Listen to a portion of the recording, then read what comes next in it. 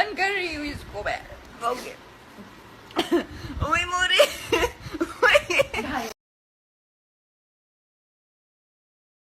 ملګرو دا د پښتو یو ډیره مشهوره فنکاره نجیبه فیض ده. الله تعالی دې زمونږ ایمان او عزت هغه محفوظ وساتي. ځکه نن سبا که مونږ وګورو د حالاتو ته وګورو ډیر زیات غلط حالات، ډیر زیات خطرناک، یو قسمه کم شرمناک قصې چې دي روانې دي. لکه تاسو په دې ویډیو کې وګورئ، زه به دا ویم چې یو پښتون ځان ته وایي او یو پښتنه پیغلی هغه چیرې هم داسې حرکات نشي کولی لکه دې چې په دې ویډیو کې کړي دي.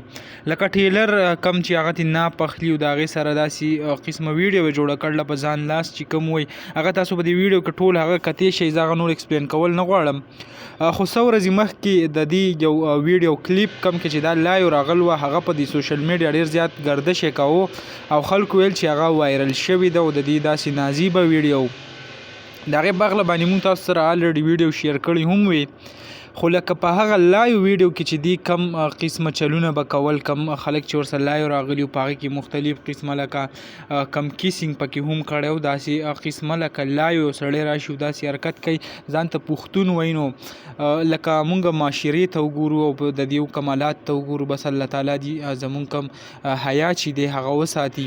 نن سبا ډېر زیات زما ورونو ډېر زیات غلط وخت هغه راغلی دی. که مونږ ټیک ټاک طرف ته وګورو، سوشل میډیا طرف ته وګورو، نو کم د فحاشۍ کم پروموټ کولو یو ذریعه ده ګرځېدلې ده.